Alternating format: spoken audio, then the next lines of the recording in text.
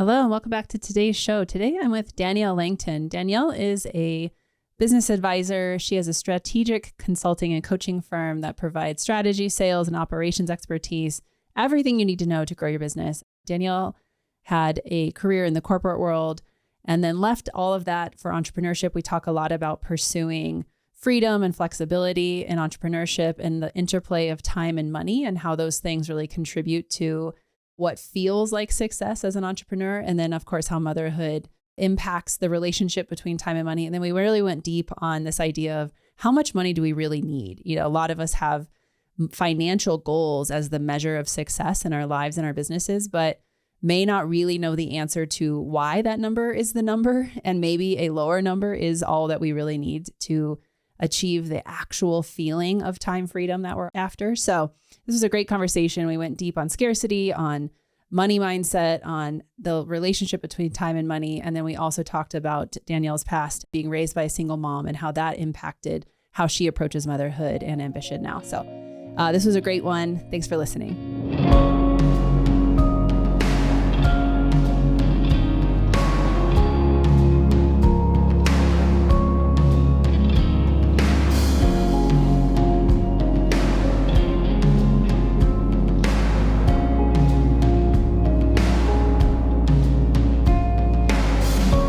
Hello, welcome back to today's show. Today I'm here with Danielle Langton.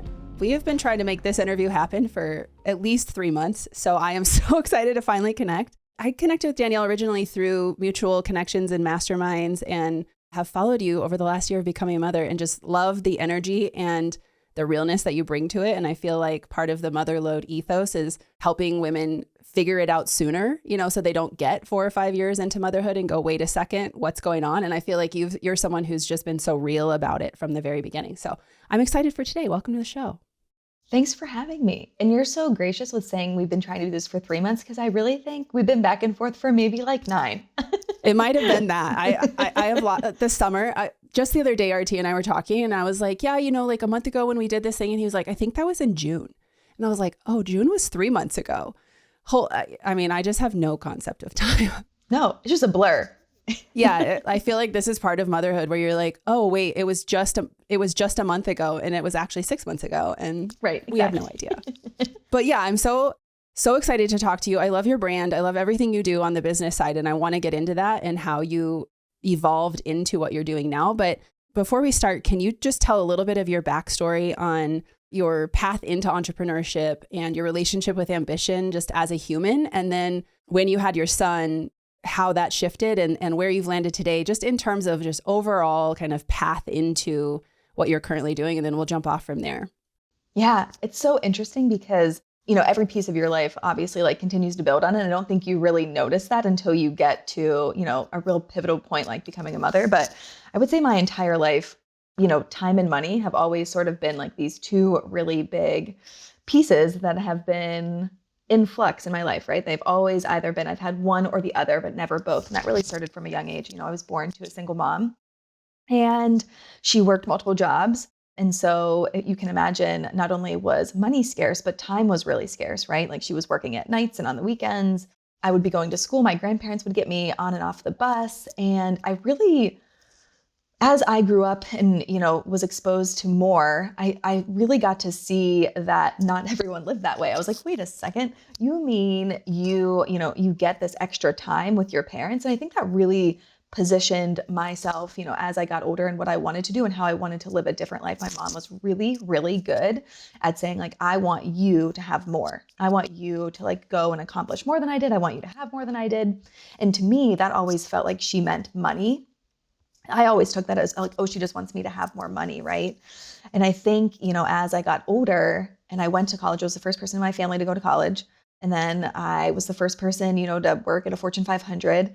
And that was all fine and well. And I think I was like checking the box, right? Like, okay, this is exactly what I was supposed to do. And I went on to a tech startup. And that was really when my career started to take off. That was like my dream career. I was traveling all the time. I made the most money I ever made in my life, right? And that's like what I always was chasing. That's what I always wanted, but I had no time, right? So then again, out of balance, because now I've essentially accomplished what I wanted to when it came to, you know, a salary, but but I had absolutely no time. I was traveling all the time, working all of the time, no time to really build a personal life and what I wanted to do. In a mix with other things, within like the culture of a tech startup and all of those things, I decided that I just needed to go and be my own boss. I was always that person that I don't really like being told what to do. I don't really like roles or, someone else being in charge of my time. And so I think the scariest thing I ever did in 2019 when I left is I was essentially walking away from all of the security that I never had in my life that I had finally achieved. And so I made that decision to leave that job in 2019 and really start my own business. And all I really had, right, were these, over a decade of this, consulting experience. And I said, okay, if I could do this for, billion-dollar brands, million-dollar brands, I can probably do this for, female-owned businesses. And what I learned when I first started was that there were so many women that were so creative and so talented, and they weren't making any money in their business. And not only were they not making any money in their business, but they were working nonstop. And so they had no time. And so again, I was presented with that same concept of, here I am looking at these women that don't have any time and they're not making the money that they wanted. And that just reminded me of where I came from. And I wanted to help women essentially have both, because I truly believe that we can.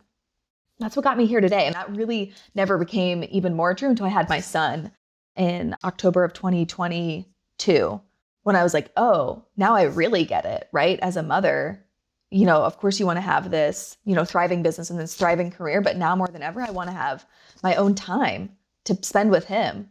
Before I was like, I just want it so I can do whatever I want to do for me. But now it totally changes, right?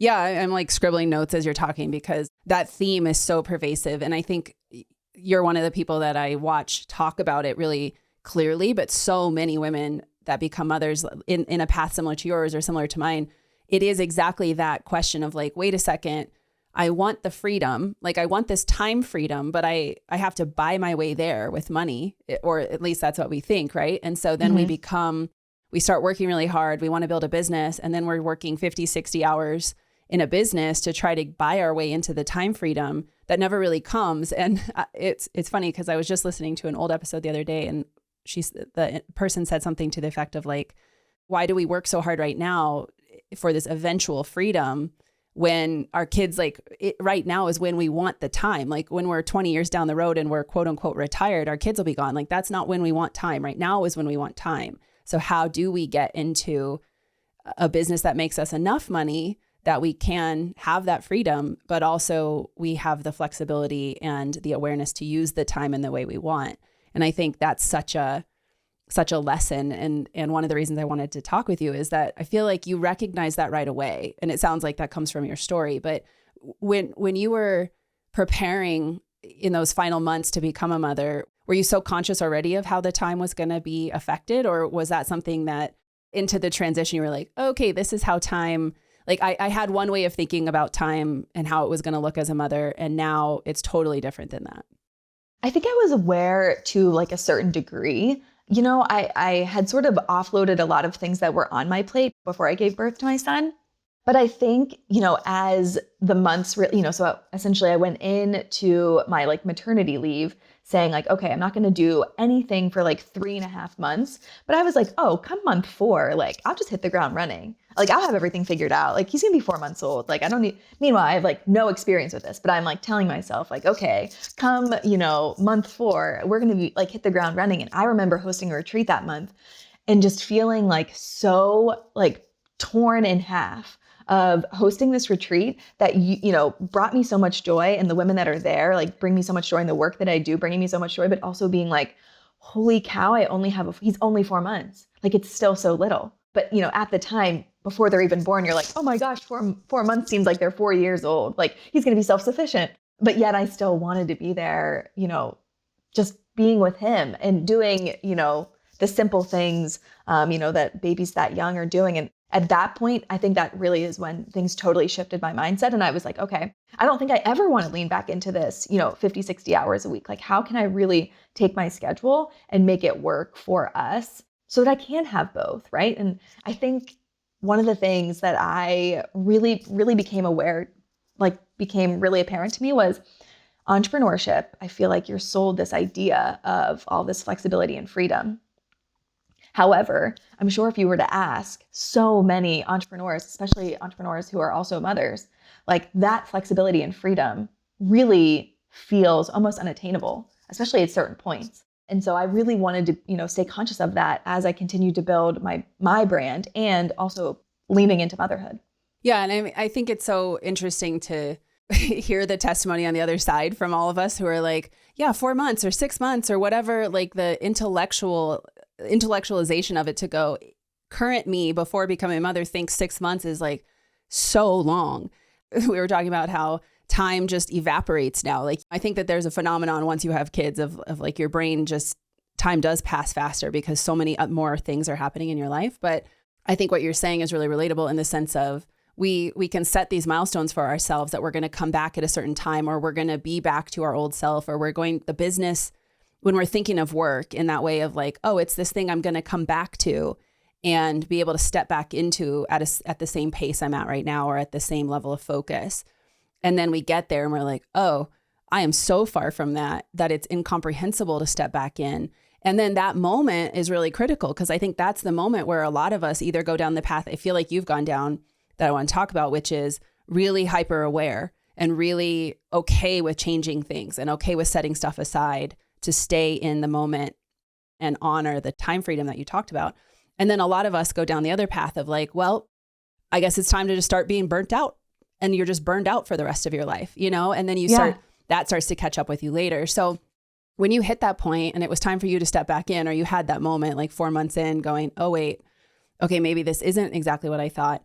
What was it that like kept you centered in the awareness of, hey, wait, no, I did this on purpose. Like, I built the business so that I could come back to myself and go, hey, boss, it's not going to work for me to do this right now. I need a couple more months. Like, how did you stay really true to that versus going down the path of like, I'm just going to burn myself out? I mean, I really think it's because it's the concept that I talk about all the time. And before I talked about it, I wasn't a mom. And so in theory, I like thought I knew. And so I talk about it all the time. And now it was really a chance for me to actually like walk the walk, right? It's something that, has always been around in my brand because it's just of how I was raised. But now I was actually being in control of it. And I was like, okay, if this doesn't feel right, and I feel like, I'm spending too much time doing X, Y, and Z, can I change that?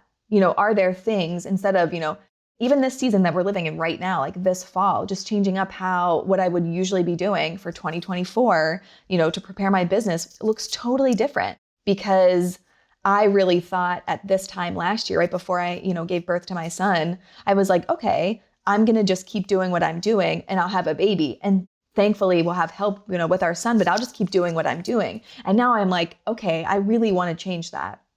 And so my business looks really different today than it did a year ago. And it'll look really, really different even going into 2024. And I think it's just something that, I talked about with all of my clients who are moms and not moms. And now as a mother, it really allows me. And I think it was because it was just so top of mind. Yeah. So with like, when you feel it in yourself, this is a question I love to ask people because it's so fascinating to me. Like, the cobbler with no shoes, right? Like, we can teach other people or like you're saying, like, I helped people with this before I became a mother, and I can always really see it clearly in others, but sometimes not do it so well myself. How do you translate how it's coming up for you to witness yourself go, man, like I have to change some things. I need different boundaries. I'm going to have to change up childcare. I want this or that, and that's not what I thought I was going to want. And like work yourself through those versus helping external people like clients or friends who are going through it. Do you feel like you can see people more clearly? Like, I guess what I'm getting at is like, how do you do it for yourself versus how do you see it in others? And like the listener going, wait a second, like I relate to what Danielle's saying. What are the key steps that you bring awareness to people who might not be as in touch with it as you have been for your whole life?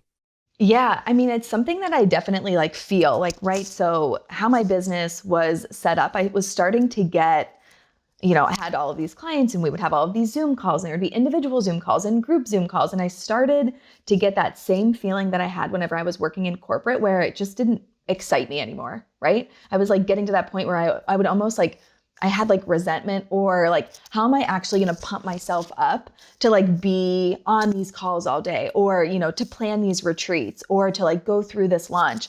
And that started to feel like, I don't even want to say a job, but it just started to feel like I was forced to do something I didn't want to do. Remember, I'm like, I don't like doing things I don't want to do. I don't like being like, feeling like, someone's forcing me to do something. And I think it was in those feelings that I was like, wait a second, like, no, I don't have anyone to like go and complain to, or to like ask for a break. Like, it's me. Like, I only can talk to me. And so it's up to me. And so if I don't want to be on Zoom all the time, or I don't want to be launching all of this, or I don't want to be hosting all of these retreats, then I need to fix it myself. Like, there isn't anyone that's going to come and save me. And I think it was, living in those feelings of, okay, all of those Zoom calls and all of those retreats and, all of these clients, and I have like my son. And so kind of in feeling that same way that I felt whenever I, resigned from my job, I was like, okay, I have to change something. That's really when I was like, I'm not taking on any more new clients. I don't want, Zoom calls on Mondays, Thursdays, or Fridays. Like, I don't want to talk to anyone. I don't want to I really want to be so smart with my time. And how can I condense that into a time frame that works really well for me? How can I hire help out for these retreats that I'm hosting? And so it just started to really take on, it wasn't just me anymore. It was like, okay, I can be in charge of my schedule, and I can get it down to what feels comfortable for me. And I also can like outsource and delegate other things that I know I need to execute on, but I just don't have the bandwidth to do it anymore myself. Yeah. What comes up for me as you're talking, and I'm curious, I want to like weave this into your childhood coming from a single mother too, because I think that it's fascinating, just the different way we're raised and how this comes through, but the relationship with scarcity, because I also think like the undercurrent of a lot of what keeps women from being able to like ask for help or say no to revenue opportunities like retreats or something, like you're saying, I just said I'm not going to take new clients. Well, most of us probably are like, well, I have to keep taking new clients because I have to keep making money because I'm the breadwinner for the family, or my income is really important to the family, or I have employees I have to keep paying. Like, there isn't a choice to not take new clients, or there always is a choice, right? But we don't think there is, because we come from this place of scarcity going, no, I have to keep making the money. And I think for me personally, that's what led to a lot of my burnout and a lot of my like hitting rock bottom, in those first few years of motherhood, trying to run a business, was I absolutely felt obligated to keep taking clients and to get right back into work. Because at that time, most of what I was doing was like dollar for hour consulting, where if I didn't work, I didn't bill. And I know that's not even the people you and I work with who are 7-figure entrepreneurs, a lot of the behind closed doors conversations are, hey, like, I can step out for a few months in my business, but really like I'm a personal brand. Like, I am the business. I have to come back at some point. There's no like, cool, I can go be a stay-at-home mom. And so much of that undercurrent, like I said, is scarcity, right? It's like, if I don't step back in as soon as possible, everything's going to fall apart. I'm not going to be able to pay the employees. I'm not going to make money for our family, and that's not going to be okay. So for you specifically, do you feel that? Do you see that in your clients a lot? And then I'm curious, like, however deeply you want to go into it, around coming from a background, being raised by a single mother, maybe seeing some of that scarcity in the sense of like, she didn't have a second income to help support you. And so she worked 2 jobs and all the things you said at the beginning. What is your relationship to scarcity, and how do you coach around that for yourself and others? Because I think we can talk at the surface level about like time and boundaries and all of that, and that's great, but you've got to really do the inner work on your belief around scarcity. And I feel like you pull that thread through really well. So yeah, can you tell us more about that? Yeah, I feel like, scarcity probably could be like my middle name, right? Like, especially where I came from, like no one quite knows how to like hustle and grind quite like someone that comes from like a single mother, right? Because like, not like watching my mom, like she would do whatever she needed to do to make sure that like I had whatever I needed. So I'm like, I am not like allergic to hard work, and I will do whatever it takes. And so whenever you're saying about like taking on more clients, and it could have been like a client that I knew was going to be my worst nightmare, but all I saw was dollar signs. And I'm like, I can't say no to this. I'm just going to say yes because I need the money.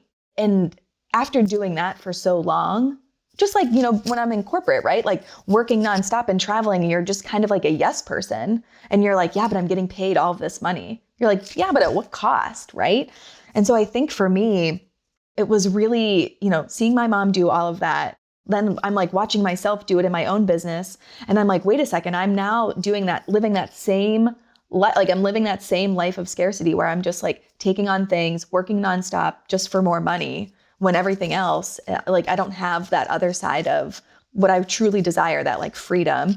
And so for me, it's just been, that's like been like a thread that has been throughout like my entire life. And I'd be sitting here lying if I was like, and I never feel scarcity anymore. And I'm so abundant and everything is amazing all the time. And like, I don't know if there's anyone out there that totally feels that way all the time, like call me up and tell me what to do. But I think it's something that you always have to work on, right? Like it's something that I'm like continuously working on. And just like any entrepreneur, right? Like, you know, you have months and years that are really, really great. And then you've got like months and years where they're not. And maybe that ebbs and flows along with what's going on in your personal life. But it's something that I like continuously work on as an individual so that I also can help clients do that too, right? And I'm always very transparent with my clients on that as well. You know, I never speak from a place of like, and I've conquered this and here's how to do it. You just need to do 1, 2, and 3. You know, that's something that I think, you know, my clients actually really value my viewpoint on that because, you know, I can relate to them. We're all kind of in that together. Yeah. Do you feel like being a mother has changed the relationship with scarcity? Like, does it have a different texture to it now, being not only about like money, but also how quickly time passes? And like you were saying before we hit record, you know, even taking a couple days away from the household is like, oh my God, there's so many things happening every single day with my son that even if money's abundant, the time scarcity or like the grief of how quickly time goes with a baby, where you're like, oh God, you know, every minute I spend away from him is something I don't get to see or a milestone he hits. So how has becoming a mother then added or changed that scarcity relationship? Yeah, I basically looked at my 11-month-old son and I was like, Mom's going to be gone for the weekend. If you learn how to crawl this weekend, I will be devastated. like, could you just wait until like Monday? Have you seen those videos of people like pushing kids down who are trying to walk because they're like, Mom's not in the room yet, and they just like keep knocking the kid over? I mean, I'm gonna have to talk to my husband and be like, if he crawls, lie to me, and then let him crawl on Monday. Yes, I will be devastated. That is truly like so like those kind of moments, right? Like those milestones, being around for all of that is so, so important. And so, yes, you know, we can talk about like the scarcity around money, but man, like your focus on like time and just like what you're doing with your time and knowing that you just want to be not just, I mean, there's like one thing in having like this freedom and flexibility with time, but I think what I'm learning more than ever is like actually being present, right? So like I can have that time with my son and my, you know, my husband, but if I'm not fully present because I'm like thinking about all these other things that are going on in my world, and I think that's what I'm like really trying to like live in and hone, you know, today. And I think it's something I'll continue to, you know, to need to like perfect if it's even something you can perfect like over time. Yeah, I think it's fascinating to consider those kind of things because it's snowball effect in my mind of we get caught up on, I need to keep making money because my income is really important to the family because I'm the breadwinner or whatever.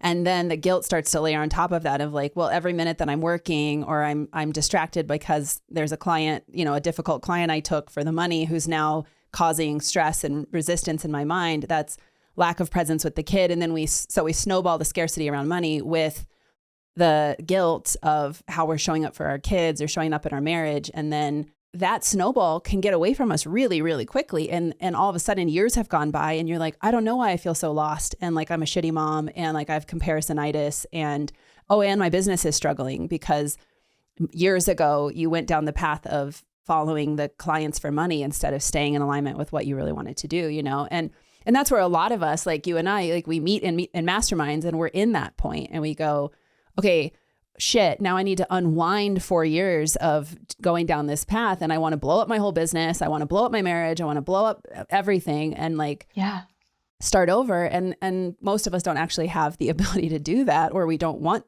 the damage that comes with that. And so, you know, I think it's a really interesting thing to reflect on for all of us to go, what is being driven by scarcity? Like what decisions am I making in my business? What decisions am I making in my relationship and my motherhood that are driven by scarcity? And then how do we take the tools that you talk about so much and look at what shifts can we make to rebalance the load here to go, hey, saying no to some unaligned clients is going to create this feeling of like money scarcity, but the time you're going to get back to be present and creative could lead to something a month or two from now that unlocks that you have no idea about. And we have to just trust and believe that that's coming.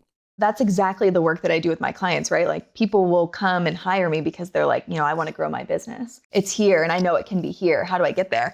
And after, chatting with them and really digging into it, what they really are looking for is, of course, there's like this like financial freedom, but in reality, they want to do that without the expense of like their marriage, their kids, their health, all of those things, right? Because that's a shitty life that nobody really is looking for, right? Like we all want these amazing businesses, but if it comes at, the cost of all the things that you actually really care about that you're working for, I don't think anyone would give that trade. And so it's really interesting when people come to me and that's really what they're looking for is like, okay, I just want to grow this business. And I'm like, okay, well, let's make sure everything else is in check and make sure like, okay, how we're going to do this in a really strategic and smart way without it just, all relying on your shoulders, because that's really like a heavy, heavy burden. And it can almost make you feel like you're on autopilot, right? Because you just get so used to like, well, I've got to be working. I've got to be doing all of this because I provide for the family.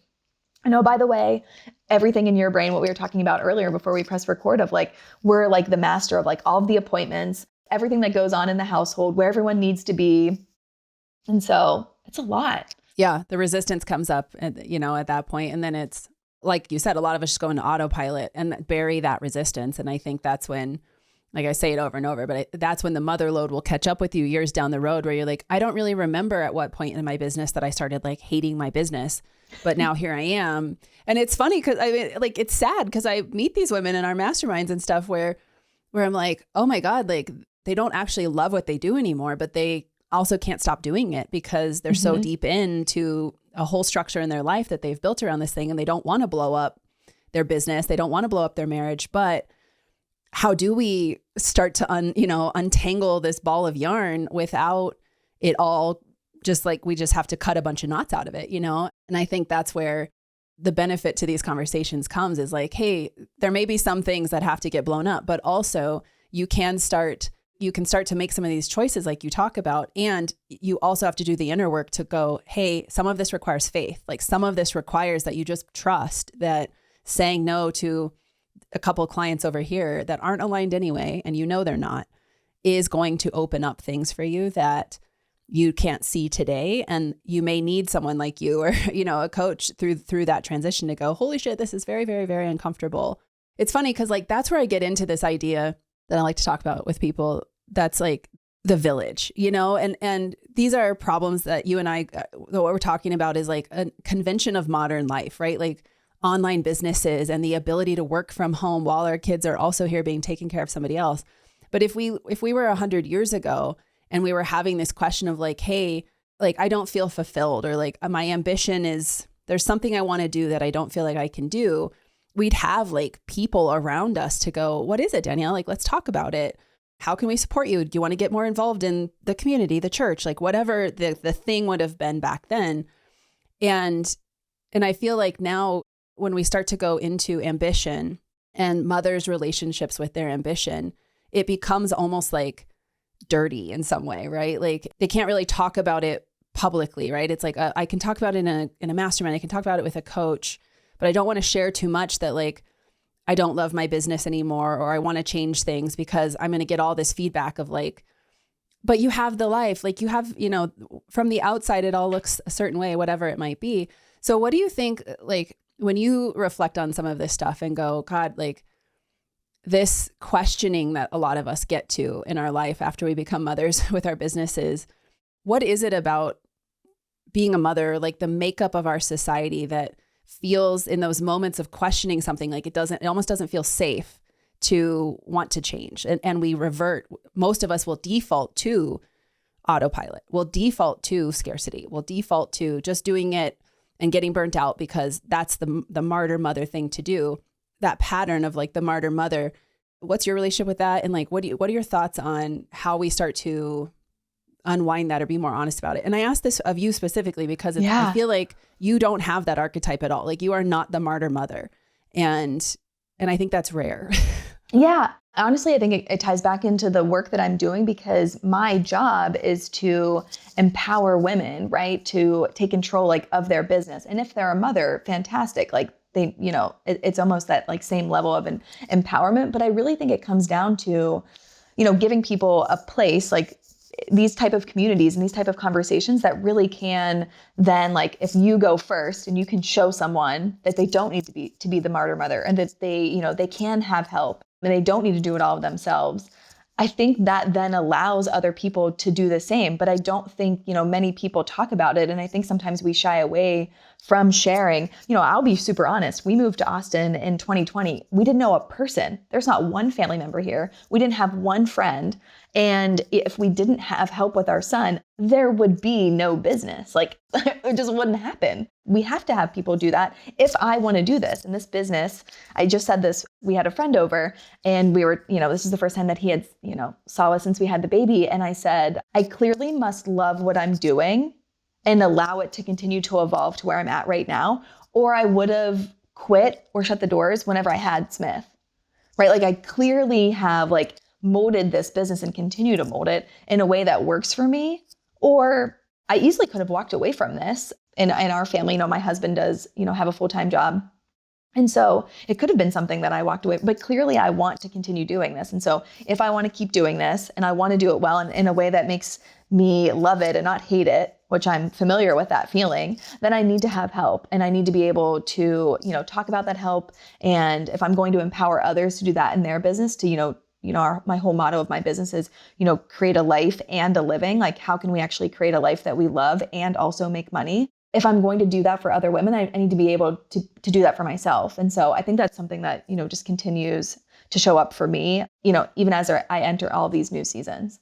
Yeah, I love that. Life and a living, which makes me think as you're talking, it occurs to me, it's like, one of the things that I think is really common, and I know you encounter this too, is we get these money goals in our mind. Like there's a certain amount of money we think we need to make or we want to make for some reason. And when we really dig into that amount, it's like, okay, is that a life and a living? Like, or is that just 7 figures for the sake of being able to put an Instagram post up that says I made 7 figures, which doesn't really mean anything. Like anything. This is a whole aside because I'm like, you're not actually a 7-figure business if you don't make 7 figures in 1 year. Like, but okay, right. Like, sure. And is it cash? Yeah.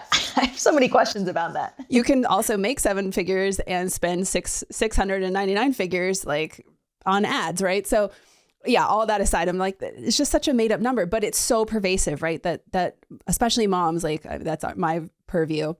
Women in general, though, are out there saying like, there's this goal I have to get to, and that's the living, right? And what is that? What is that? And how do you approach that in your own mindset? And then with clients where you're like, why? Like, why is $1 million the number? Why is $500,000 the number? Because to me, what I've learned is I can work 5 businesses and make multiple millions of dollars a year, been there, and hate my life, right? Like you said, with your corporate job, you get to a point where you're like, I don't have a life right now. I'm just work and that's it. And like the Hormozy style of like up at 4 a.m., work till 8 p.m., have dinner and go to sleep. But like, they don't have kids. Cool. That's their choice. So there's a certain number for all of us that really is that balance of a life and a living. How do you get to that? Like, how do we really know what that number is? And walk away from the shame I think a lot of us feel of going like, oh, I said I was going to have a 7-figure a year, but really like a $400,000 a year is all I need to feel like I have a life and a living. Oh my God. Okay. I feel like I want to talk about this forever and ever and ever. First of all, I want to know like who started this in the online space that was like 10K months and calling people like I'm a 6-figure like entrepreneur and 7-figure entrepreneur, like these kinds of labels that like outside of like this online bubble that we live in, like nobody cares. Nobody cares. Like you've never walked into a room and been like, hello, my name is Lindsay and I'm a 7-figure entrepreneur. Everyone would be like, cool. Cool. Like great. Okay. Like you don't walk in and go, this is my corporate salary. Like you go to no. Like you worked in the corporate industry. You don't walk into a trade show and be like, hey, I'm in middle management. I make 220. What do you like? You don't talk about that. But like, the online world is like Instagram post with a balloon. Jesus. Right. Yeah. I just want to go back. I just want to go back to whoever started that and say, no, thank you. Please stop doing that because this is not helpful, because you then get in your brain. I've been, a victim of this and being like, okay, and this year I'm going to make 7 figures. And then I wouldn't. And then I'd be like, okay, and then this year I'm going to make 7 figures. And I'd be like, okay, wait a second. Like, why is that it? Like, what is it about that number? So I can then tell people, like, my family would already know, so I don't need to blast it on the internet.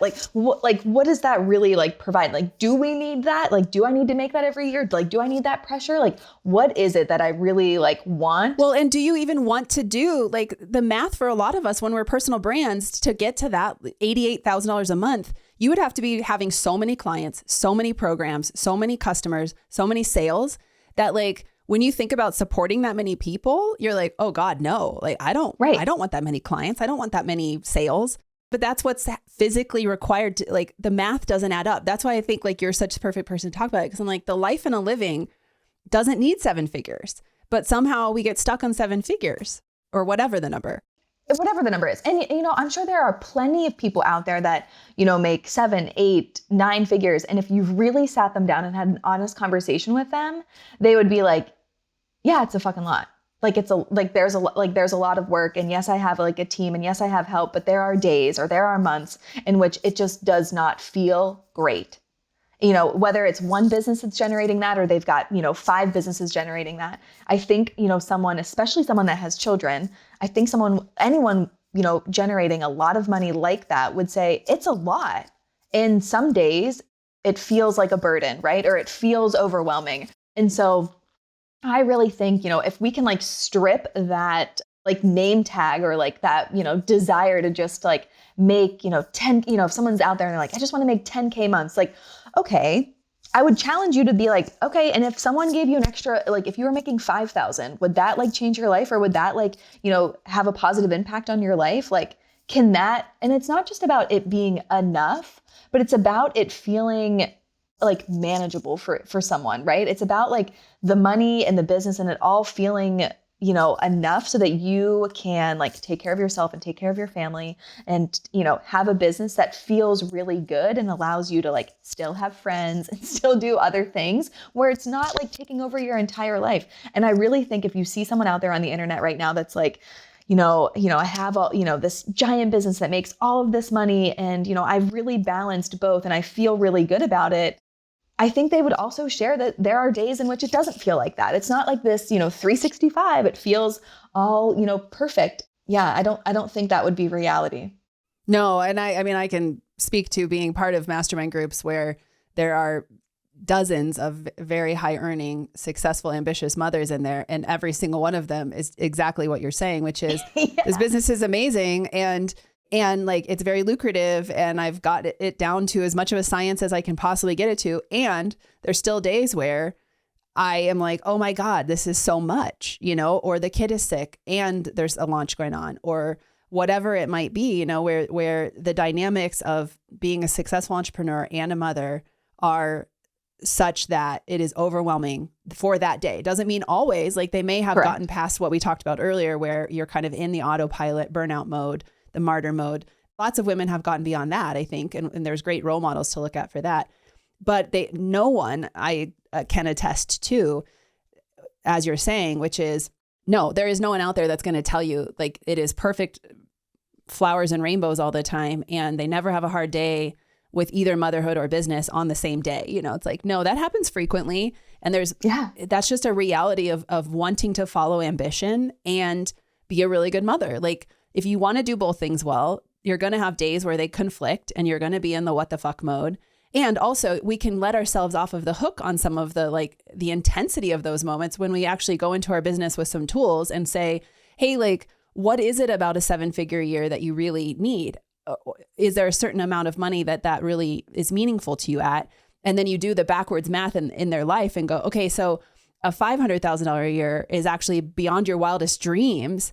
And when we look at what you actually have to do with your time, this is the deeper thing, right? It's in order to get to a certain level of income for any of us, whether we're entrepreneurs or we work in a corporate job, there's a trade of our attention and our time for that income.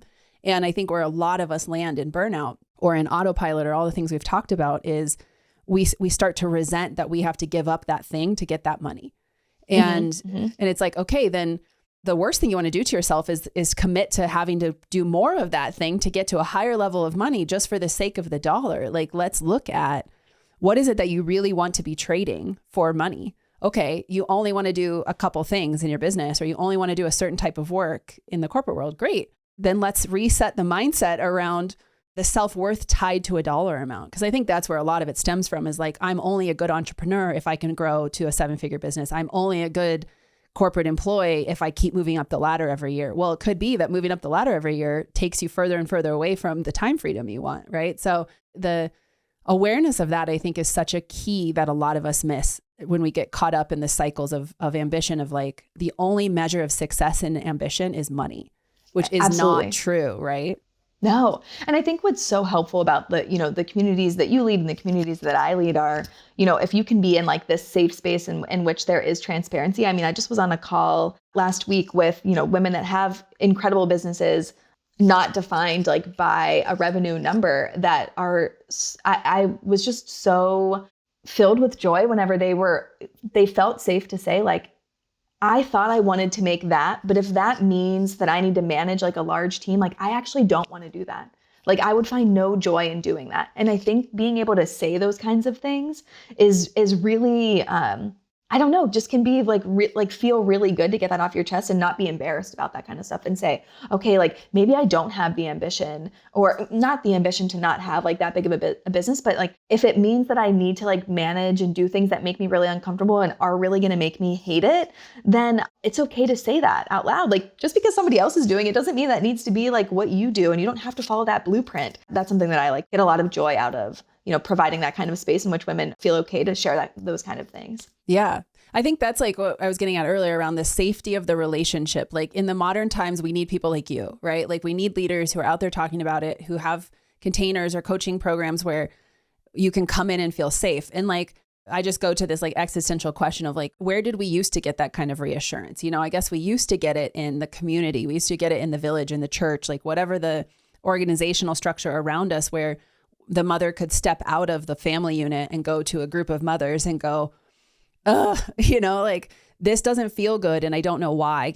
What advice could I get? And now we have to find that type of support and the safety to be honest about those things in coaching containers, in working with groups of other women like us, because our society isn't structured in that way anymore. And it definitely, at least to me, doesn't feel safe to just say that stuff publicly on the internet, or on your social media, to go, I think I'm actually going to have a 5-figure year this year and spend most of my time with my kids. Cause most people are like, it doesn't track, right? They don't get it. Or you're afraid to say something like that because the people that would have bought from you now are like, oh, she's closing her business. Like, okay. Yeah. So the safety piece, I think, is so critical. And the last thing I want to talk about before we wrap up, speaking of safety in relationships, is like this dynamic of the relationship between us making these decisions for ourselves and stepping into communities of other mothers or working with people like you, and how that then comes back into the home and in relationship with your partner.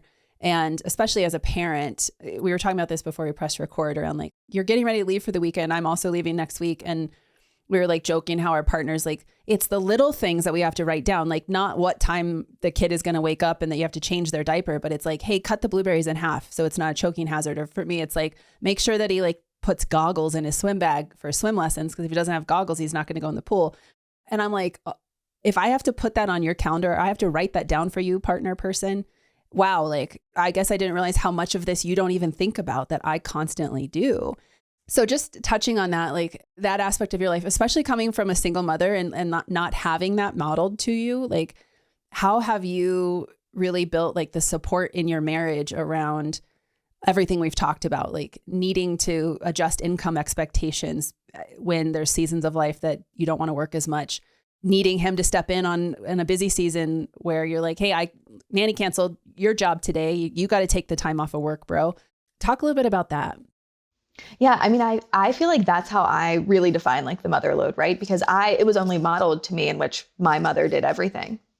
Like she was like the caregiver, the cooker, the cleaner, all of those things. And so I have to be, constantly reminded that like, okay, that doesn't have to be me. And I'm pretty good at, that, I don't think anyone that's close to me in my life would be like, yeah, she's not afraid to ask for help. Like she definitely is like I'm, very, very comfortable asking for help. But I think, well before we even had Smith, whenever I first met my husband, like he knew what he was getting into, right? Like he knew, the kind of person that I was going to be and that I was this ambitious person. Even when I was in my career, like I really loved my career. I loved all the travel that I did. I loved, at the time that was really like feeding my soul. I got a lot of like joy out of that. And I felt, very important. And, like I, was going to like, conquer the world one day. And I think, he was able to see that. And then as I, went into entrepreneurship, also find that same like desire. And, it was even brighter then, right? Because I was now in charge of everything in my life, everything that I wanted to be in charge of. And so, he does such a great job of supporting me in the business and also, knowing that like, and reminding me, right, a lot of the time that like, I can't do both. And even just as, early as last week, he was like, just so you know, you're not only like running a business. And I never like to say like, is it part-time? Is it full-time? I don't know. I like do the work. I get the work that I need to get done. I have no idea, but I'm also like a mother. Right. And so it's like, those two things are constantly on my plate, whether it's 50-50, 75-25, 99-1, whatever it is for the week, like those two things are constantly on my plate. And so, having someone that actually sees that and, can even bring that to my attention when I'm like, why am I so tired? Or like, why did I get nothing done today? Like, why? He's like, well, you kept someone alive. He actually was alive today and he ate 3 meals and and he seems pretty happy. And so I think like those kind of conversations and having someone that is as supportive and like in tune, I think is really, really important. I don't take any of that for granted, because I have witnessed, my own mother doing that herself. Yeah, it's so big. And I like to ask that question because we can go on and on and on about like how we're feeling it, but for most of us, there's someone else in the picture who is kind of tangential to the equation. And in that conversation of safety, and especially around the number, I think so many, like the subtext of a lot of the conversations I have with women around why that number is the number is an expectation or this implied pressure they feel from a partner to contribute. Like if you're going to have a business, it needs to make a certain amount of money for it to be worth it, or something like that. Oh my God. I feel like your physical reaction to that. like I feel like one of the hardest things that, I have had to do in my business, but it's like the hardest thing, but also the thing that has been like probably the most beneficial for not only my business, but also my relationship is like talking about like the actual numbers of my business. So again, I'm like, leave me, like, let me go and run my business. But at the end of the day, like that impacts my family. And so if we're not having open conversations about like the ebbs and flows of my business, that's not fair to like my entire family. And so the more open that, I think I would give anyone that advice, right, is like your business impacts your family both positively and negatively. And so having those conversations of like, hey, next month, my expenses are going to be like pretty high. And this is what I'm currently like scheduled to bring in, just so you know, right? Like, I think there's just a lot of really great things that can come out of just those conversations so that it's not a surprise. And that's something that I've like had to learn and kind of like work through, because it's not so much of someone being like, oh, your business stinks this month. It's more of like, no, this impacts our family. And so how can we approach this in a really smart way, to set your business up, in a better way and our family, so it doesn't, kind of backfire. Yeah. That's such a huge thing. Like, as you're speaking, I'm like, oh my God, that is such a cause of a lot of the martyrdom, a lot of the burnout, the autopilot is, well, I don't really feel safe, or like, I haven't actually had a conversation with my husband about like how much money I'm making. And I pay these bills and he pays those bills, or, whatever it is. And so I can't have a bad month. I can't go down in revenue because my business has to pay for this set of bills that are the family's bills or whatever it is. And having a conversation about us potentially not having that money to pay those bills is so scary for a lot of us. And like, that's a topic of a whole other podcast. I know we're having to wrap up here, but bringing truth and light to that is such an important thing. And I think especially for you, because coming from a single mother, you didn't even have it modeled to you, but you've made a point to make it really an important piece of this conversation. Because again, like why I wanted to talk to you about all this stuff is you seem very aware and very real from the very beginning on how motherhood was going to play on all of these factors. And I see so many women where these are the things eating away at them, and it's robbing them of time with their kids or presence with their kids, or it's just making the mother load feel so freaking heavy because they're like, I have to keep making this amount of money. I can't have this conversation with my husband. I can't let an employee go. I can't have more childcare to give myself a little more time. Like we can't afford it, whatever it is. So I just appreciate your candor speaking about all of that. I think, those conversations are really hard, right? Because there's a lot of shame and fear, and that could be a whole other podcast, right? Like where we could talk about that. There's so much shame and fear in having those conversations of saying like, maybe your business isn't going to, hit X number that you need to. And, I think that just, oh my God. Yeah. I think that then that just is like, it snowballs into then, and I've seen this happen time and time again, then people go into like credit card debt and like their business then becomes like this huge financial burden, which it was supposed to be like the exact opposite. But there's like these scary conversations that need to continue to happen. And oh, by the way, you still have to be a mom and you still have to be like a wife and you still have like, all of these things. And I think, sometimes it's just easier to go on autopilot, like we said, and you just like keep doing all of those things, but eventually it's just going to bite you in the ass. And I think that's why I like to be so open and talk about it, because I just want people to be comfortable in knowing that like, okay, if you're going through that, just know that somebody else out there totally did. Like you're not the first person. There doesn't need to be like all of this shame around it. Like someone can relate. Well, I think that's a great place to wrap up. And speaking of that, because you talk so openly about it, will you share how people can follow along? Like I love your newsletter. But yeah, share all of that. Yeah. So I'm primarily on Instagram. It's at Danielle_Langton. That's where I post, whatever's going on in my life. You'll see a whole lot of like stroller walks with my son and then, calls that I'm doing for the day, really, doing both of those things. And then my website, which is currently getting a nice little makeover, is daniellelangton.com. Yeah, if you go to my Instagram, you're able to then get onto my newsletter. That's something I didn't know I loved writing, but I really do love a good newsletter. And you never know what you're going to get. That's the best. Well, I'll make sure those are in the show notes too. And I just appreciate you sharing candidly, and the listener, I really hope you go follow Danielle and get on the email list, because a lot of what we talked about today, you storytell around these topics a lot and how they affect your life and your business and your clients. And I've learned a lot just reading and like in the nodding head moments, being like, yes, like that's exactly it. So thank you again for being here. Oh, thank you so much for having me. This is wonderful. And thank you all for listening. And I will see you on a future episode.